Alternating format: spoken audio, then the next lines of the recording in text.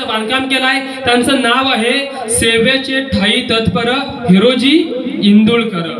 इंदुळकराने 14 वर्षामध्ये रायगडचं बांधकाम केलं होतं. आता सध्या 2 मार्ग गडावरती जाण्यासाठी, एक म्हणजे रोपवे आपण 5 मिनिटांमध्ये जातो, ती किल्ल्याची पाठीमागे बसू आहे. दुसरा म्हणजे किल्ल्यावरती पायी जाण्याचा मार्ग आहे. जर का पायी जायचं म्हटलं तर सध्या 2000 पायऱ्या आहेत. अंतर आहे 3.5 किलोमीटर, 1-1.5 तास लागतो. आता आम्ही अनेक शिवभक्तांना गडावरती भेटतो. आम्ही लोकांना सांगत असतो की जर खरोखर ज्याला कुणाला रायगडचा इतिहास समजून घ्यायचा आहे त्यांनी किल्ल्यावरती पायी आलं पाहिजे. डोक्याचा घाम पायाच्या नखापर्यंत पोहोचला पाहिजे, तर रायगडचा इतिहास खऱ्या अर्थाने कळतो बघा.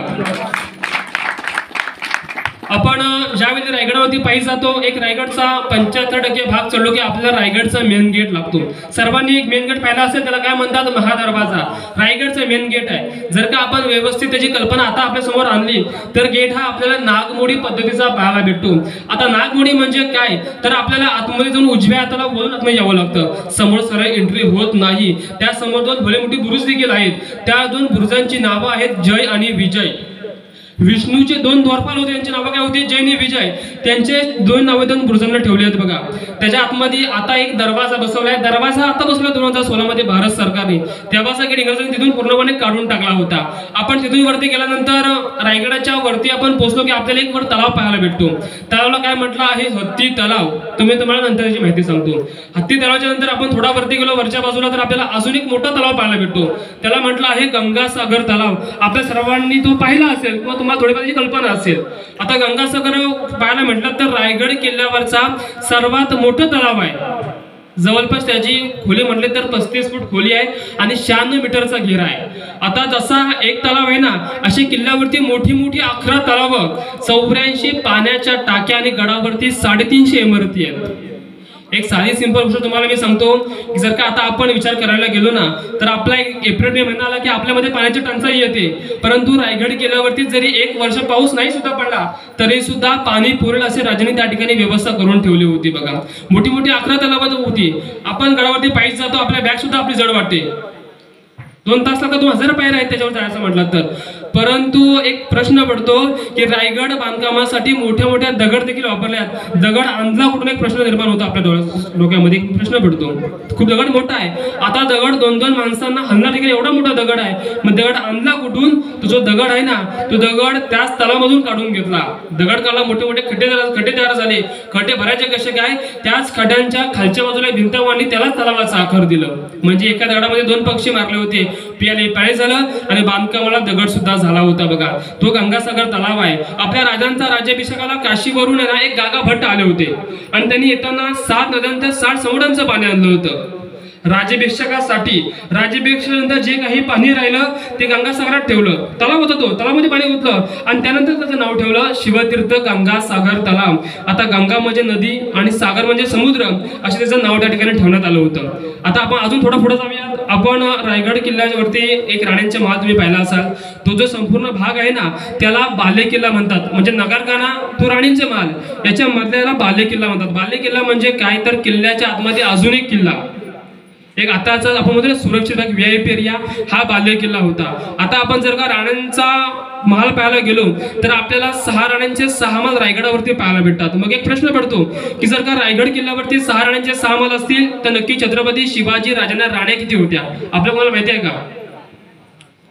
राजांना राण्या होत्या 8, महाल फक्त 6च आहेत. मग 2 कुठं राहायच्या, तर राजांच्या पटराणी पहिल्या पत्नी सईबाई, छत्रपती संभाजी महाराजांच्या आऊसाहेब, हे राजे रायगड किल्ल्यावरती राहायला येण्याच्या आधीच त्यांची देवाणघेवाण झाली राजगड किल्ल्यावरती. आणि राजांच्या 3 नंबर राणीचे पुतलाबाई ह्या आपल्या पाचडगावी राहायच्या जिजाऊंची सेवा करायला. कारण जिजाऊंना वरचं वातावरण सहन होत नव्हतं. राजांनी खाली पाचारामध्ये 10 एकरामध्ये वाडा बांधला होता. वाडा अजून आपल्याला पाहायला भेटतो. मग पुतलाबाई खाली राहायच्या. बाकीच्या आपल्याला उरलेले आहे 6 राण्यांचे 6 महाल त्या ठिकाणी पाहायला भेटतात. आता जसा एक महाल आहे ना सेम टू सेम रचना 6 महालामध्ये आपल्याला पाहायला भेटते. आपल्या त्याच राण्यांच्या महालामध्ये 400 वर्षापूर्वीचे टॉयलेट सिस्टीम पण पाहायला भेटते. 400 वर्षापूर्वीचे. तुमच्या आमच्या मनामध्ये कुठेतरी असतं की ज्यावेळी इंग्रज आपल्या देशामध्ये आले तेव्हा त्यांनी ती सिस्टीम आणली असावी, पण तसं नव्हतं. 400 वर्षापूर्वी देखील टॉयलेटचं भांड होतं, एवढंच काही दगडामध्ये होतं. त्या आपल्या रायगड किल्ल्यावरती उत्तररित्या पाहायला भेटतो बघा.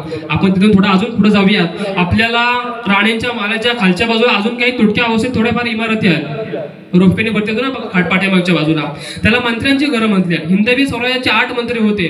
मोरोपंत पिंगळे, हंबीरराव मोहिते, अनाजी दत्तो, दत्तोजी त्र्यंबक, रामचंद्र पंडित, अशा पद्धतीचे 8 मंत्री होते. आणि आपल्याला त्या गडावरती 8 मंत्र्यांचे 8 वाडे पाहायला भेटतात. सगळे तुटक्या अवस्थेमध्ये आहेत. तुम्ही आज रायगडच नाही, तुम्ही या महाराष्ट्रामध्ये कोणतेही गडकिल्ले पाहायला जा, आपल्याला सगळेच गडकिल्ले तुटक्या अवस्थेमध्ये पाहायला भेटतात. परंतु याच्या उलट जर का आपण राजस्थानी गडकिल्ले आता पाहायला गेलो ना, ते गडकिल्ले अजून आपल्याला सुस्थितीमध्ये पाहायला भेटतात. मग आपल्या मराठ्यांचे किल्ले असे का?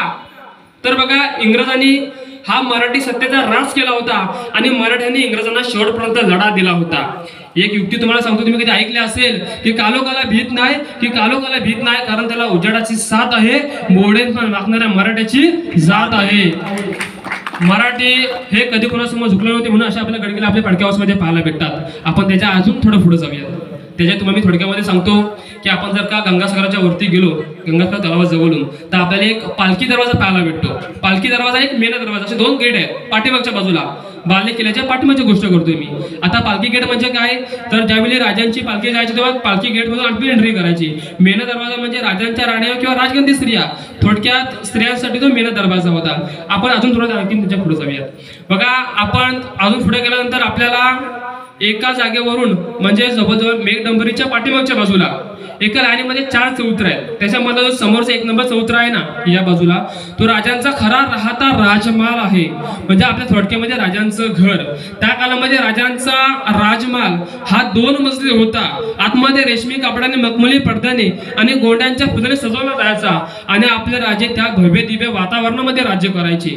छत्रपती शिवाजी राजांनी रायगड किल्ल्यावरून 10 वर्ष राज्य केलं होतं. छत्रपती संभाजी महाराजांनी रायगडावरून 9 वर्ष राज्य केलं. सर्वात महत्त्वाची गोष्ट काय आहे की आपल्या राजांचा जन्म झाला हा 19 फेब्रुवारी 1630 मध्ये त्या शिवनेरी किल्ल्यावरती, आणि राजांनी शेवटचा श्वास सोडला हा 3 एप्रिल 1680 ला शनिवार होता.